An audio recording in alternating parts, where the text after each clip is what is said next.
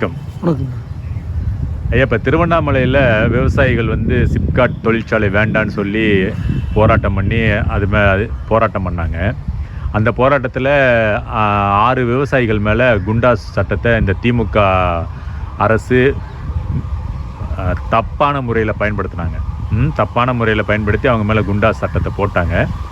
இப்போ அதுக்கப்புறம் மிகப்பெரிய போராட்டம் அழுத்தம் எல்லாம் வந்த பிறகு ஒரு 5 பேர் மேலே இந்த குண்டாஸை வாபஸ் வாங்கினாங்க. ஆனால் அருள்குமார்ன்றவர் மேலே அந்த குண்டாஸை நீக்கலை, அப்படியே தான் வச்சுருந்தாங்க.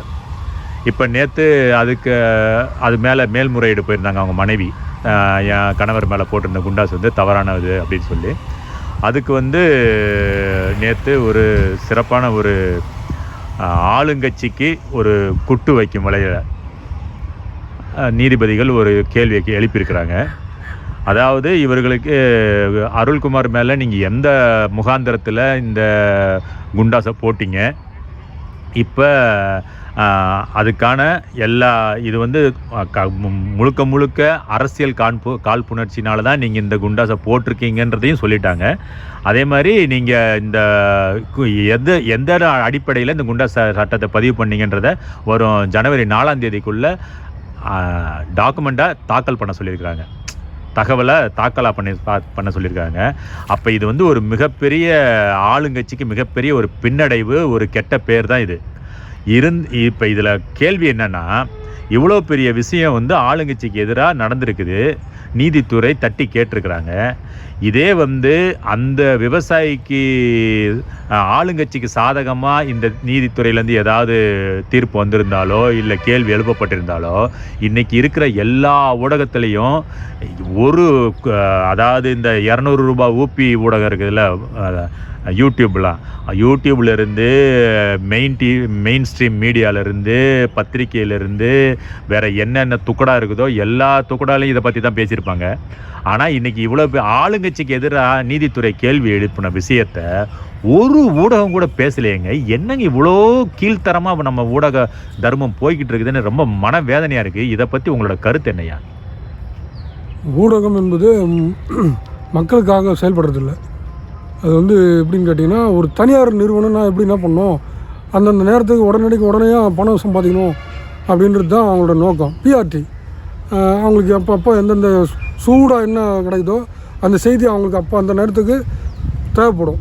அதுக்கப்புறம் அந்த நேரத்துக்கு விட்டோன்னா அவங்க அதை கடந்து போயிட்டு வேறு அடுத்த மடைமாற்றம் மக்களை செய்தி மக்களை எப்பவுமே பரபரப்பாக வச்சுருக்கணும். இதுக்கு தான் ஊடகம்.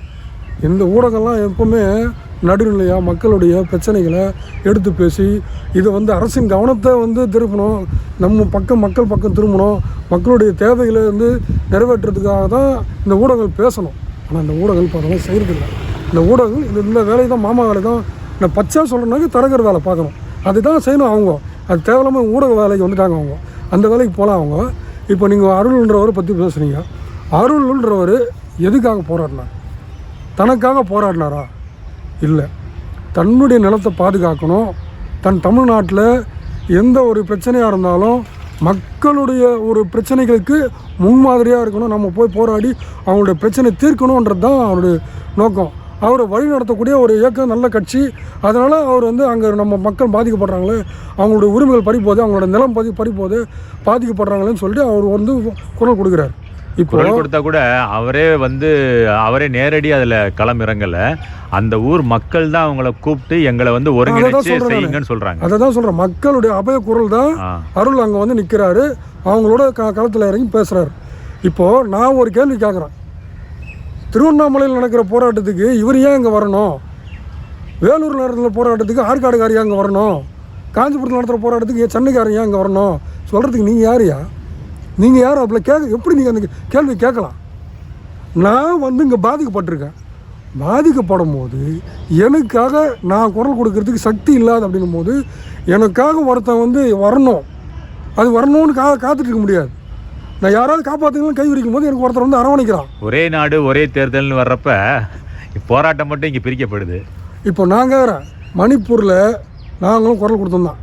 மணிப்பூரில் போராட்டம் நடந்தது. அந்த போராட்டத்துக்கு இங்கேருந்து தமிழ்நாட்டிலேருந்து ஏன் மணிப்பூர் குரல் கொடுக்குறீங்க? தமிழ்நாடுங்க அது மணிப்பூருங்க, அது வேறு ஸ்டேட்டு, இது வேறு ஸ்டேட்டு. இப்போ இவங்களும் தீவிரவாதி தான் நினைக்கிறேன். திமுகவும் தீவிரவாதி எனக்கு. இப்போது இவங்களோட நோக்கம் என்னான்னு கேட்டிங்கன்னா, நான் தரகர் வேலை பார்த்துட்ருக்குறேன், இதுக்கு எதிராக எவனா வந்து பெரிய அளவில் குரல் கொடுத்து அதை தடுக்கிறானே, அது தடுக்கிற சக்தி யாரா, அவனை தூக்கி உள்ளே போட்டுரு, அவன் வந்து வெளியே பேசக்கூடாது. ஏன்னா அவனுக்கு தான் நிறைய விஷயம் தெரியும், விஷயம் தெரிஞ்சவன் உள்ளே இருக்கணும், வெளியே வரக்கூடாது.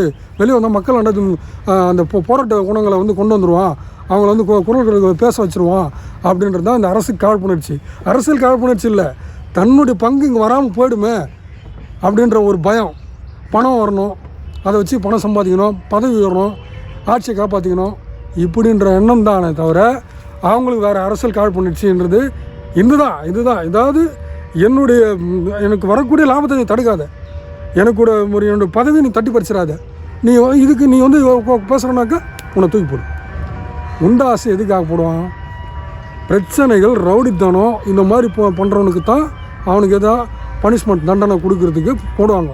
அதுவும் இதே தொழிலாக வச்சுட்டு இருந்தால் தான் அவனுக்கு அந்த குண்டா சட்டம் அவனுக்கு மட்டும்தான் போடணும், அதுவும் ஆதாரத்தோடு.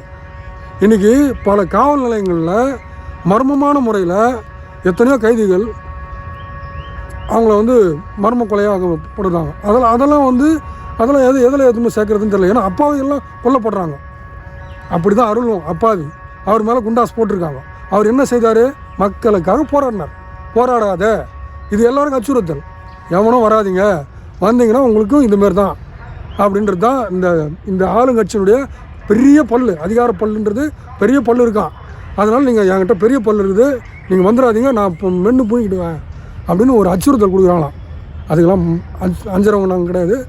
நீதிமன்றம் உண்மையிலேயே இவங்களுக்கு சரியான செருப்படி கொடுத்துருக்கு.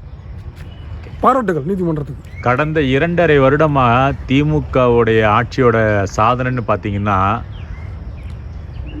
மூத்த குடிமக்களுடைய இடங்களெல்லாம் பறித்து முதலாளிகளுக்கு தாரவாக்குறதுல ரொம்ப தீவிரமாக இருக்கிறாங்க. அதை பற்றி என்ன நினைக்கிறீங்க?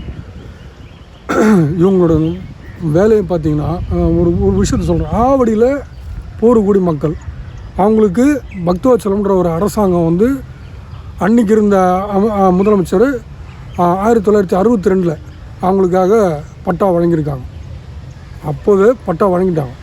அப்போவே பட்டா பட்டா வழங்கியிருக்காங்க. ஆனால் கடந்த 90 வருடங்களாக அந்த மக்கள் அங்கே வாழ்ந்து வர்றதா சொல்கிறாங்க. எல்லாமே கட்டிகிட்டு இருக்காங்க. பட்டா வழங்கினதுக்கப்புறம் எல்லாமே இந்த ஒரு குடிமக்களாக அந்த இடத்துல வந்து அவங்க என்னென்ன அனுபவிக்கணுமோ அதெல்லாம் அனுபவிக்கிறதுக்காக, ஆனால் அத்தனை இதுவும் அவங்க செலுத்திட்டு வராங்க. இப்போ அவங்கள வெளியேற்ற வேண்டிய அவசியம் என்ன அப்படின்னு கேட்டிங்கன்னா, நீங்கள் கேட்ட கேள்வி தான். இவங்க இந்த தரகர் வேலை பார்க்குறாங்க. தரகர் வேலை தான் இவங்க செய்கிறாங்க. ஆட்சி நடத்தலை. யாரோ ஒரு சில பண முதலைகளுக்காக அங்கே இருக்கு இந்த வாங்கக்கூடிய கமிஷனுக்காக, அதாவது ஒரு கேவலமான ஒரு தொழில். ஒரு நிலத்தை பாதுகாக்கணும். உன்னுடைய தாய் நிலமாக இருந்தால் நீ இப்படி விட்டு கொடுப்பியா?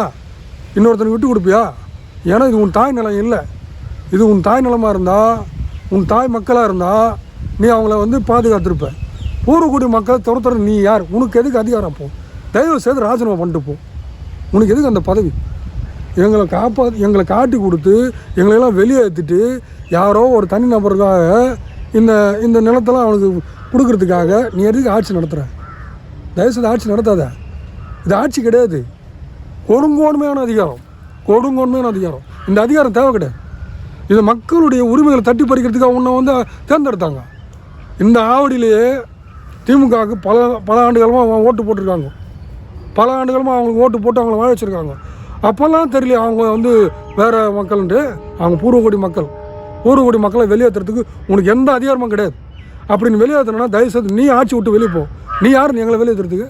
இப்போ திமுக வந்து இந்த தமிழ்நாட்டுடைய அரசாட்சியை கைப்பற்றியதே வந்து இது போன்ற தரகு வேலை செய்கிறதுக்கான ஒரு சாவியாவோ ஒரு நுழைவாயிலாக தான் இந்த இதை பயன்படுத்தியிருக்கிறாங்கன்னு தான் தெரியுது. ஏன்னா எல்லா வகையிலையும் இவங்களோட அதிகார துஷ்பிரயோகம் பண்ணி எல்லா இடத்துலையும் தரகு வேலை தான் பார்க்குறாங்க, எல்லாத்தையும் தாரவாக்குறாங்க. இதுக்கு முன்னாடி அதிமுக வந்து எல்லாருக்கும் வந்து அடிமையாக இருக்குது, எல்லா தமிழக உரிமையெல்லாம் தாரவாத்துருச்சு அப்படின்னு பேசிகிட்டு இருந்த இதே திமுக இன்றைக்கி தமிழ்நாட்டில் இருக்கிற மொத்த விஷயத்தையும் தனியாருக்கும் முதலாளிகளுக்கும் தாரவாத்து அது மூலமாக லாபம் அடைஞ்சிட்டு வர்றாங்க. அதை பற்றி சொல்லுங்க. திமுகனாலே நிலத்தகராறு, இந்த தரகர் வேலை தான். தரகர் சொல்ல போனாங்க தரகர் வேலை தான் பார்க்குறாங்க. அவங்க ஏரி குளங்கள்லாம் இன்றைக்கி காணாமல் போனதுக்கு காரணமே இந்த திராவிட முன்னேற்ற கழகம் தான். இது எப்படின்னா திருடர்கள் முன்னேற்ற கழகம். எப்படின்னா இங்கெல்லாம் வந்து ஃப்ளாட்டு இங்கெல்லாம் எழுப்பி நிற்குதுன்னா அதுக்கு யார் காரணம்? இந்த திமுக தான். காங்கிரஸ்லாம் பண்ணல, திமுக தான் பண்ணுச்சு. நாங்கள் காங்கிரஸை பழித்துக்கிறோம், அது வேறு. ஆனால் இந்த திமுக தான் இந்த வேலையெல்லாம் அன்னிலிருந்து இந்த வரைக்கும் இன்னைக்கு வரைக்கும் இவங்களாம் வந்து நிலத்தை பாதுகாக்கிறவங்க கிடையாது. இந்த மக்களுடைய உரிமைகளை தட்டி பறிக்கிறதுக்கு தான் திருட்டு திராவிடத்தினுடைய நோக்கமே. அது அன்னையிலேருந்து இன்னைக்கு வரையும் அந்த தொழில் தான் பண்ணுறாங்க. அவங்க தான் அந்த தொழில் தான் போனோம். தெரியாதனமாக இந்த அரசியல் வந்துட்டாங்க. ஒருவேளை இந்த அதிகாரத்தை வச்சுட்டு எல்லாத்தையும் வாங்கி முழுங்கிடலாம் அப்படின்னு கூட அந்த நோக்கத்தை கூட வந்திருப்பாங்க. ஏன்னா இவங்க திருட்டு ரயிலில் ஏறி வந்தவங்க தானே. இவங்களுக்கு என்ன தெரியும்? அந்த மக்களோட உழைப்பு என்னன்னு தெரியும். நான் வந்து கஷ்டப்பட்டு சம்பாரித்து வேர்வு சிந்தி ஒரு இடத்த வாங்குவேன். அந்த இடத்த நீ வந்து இன்னொருத்தவங்க தார வருது என்னை மிரட்டி இப்படி கட்ட பஞ்சாயத்து பண்ணுறது, கந்து வெட்டி விடுறது, கட்ட பஞ்சாயத்து பண்ணுறது, தரகர் வேலை பார்க்குறது. இதுக்கு தானே இவங்களை தேர்ந்தெடுத்தாங்க. இதுக்கு தான் இவங்க அதிகாரமே அப்படி தான். சாமானிய மக்களோட உரிமையை தட்டி பறிக்கிறதுக்கு தான் திருட்டு திராவிட முன்னேற்ற கழகத்தோட வேலை. இதுதான் திருட்டு திராவிட மாடல். நன்றி.